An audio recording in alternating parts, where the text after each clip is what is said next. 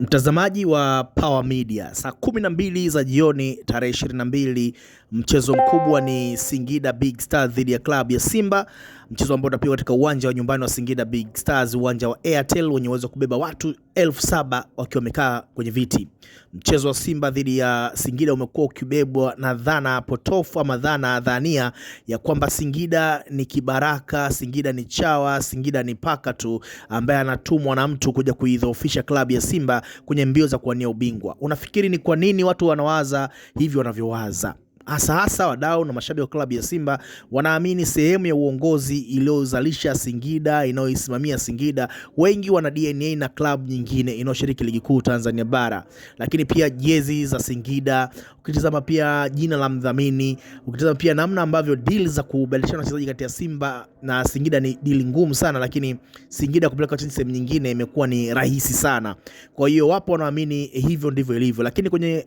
pitch ama ndani ya uwanja Singida hajawahi kupata ushindi kwenye ligi kuu Tanzania bara tangu mwaka 2020 mpaka hii 26 anapokutana na klabu ya Simba. Alipata kushinda mara moja tu, goli 3-1 mwaka 2025 tarehe 30 ya mwezi wa 5 katika mchezo wa nusu finali ya kombe la FA, ambako magoli ya Singida alifungwa na KKN goli 2 pamoja na Jonathan Soa goli 1, huku goli la Simba likifungwa na Jinchaz Ahoua pekee. Ndio ushindi kwenye historia ya klabu ya Singida wanapocheza na Simba waliopata hapo tu, lakini mchezo mingine yote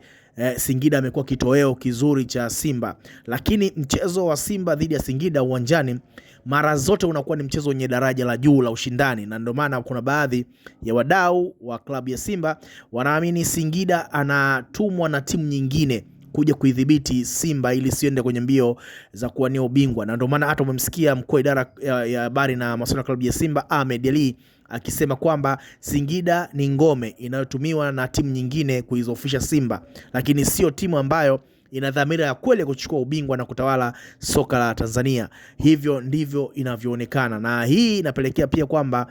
ukitazama rekodi mbalimbali, viongozi wa Singida, mashabiki wakubwa wa Singida, wadhamini, dili za kuuziana wachezaji, rangi ya jezi, inatoa picha kwamba kuna namna ambavyo Singida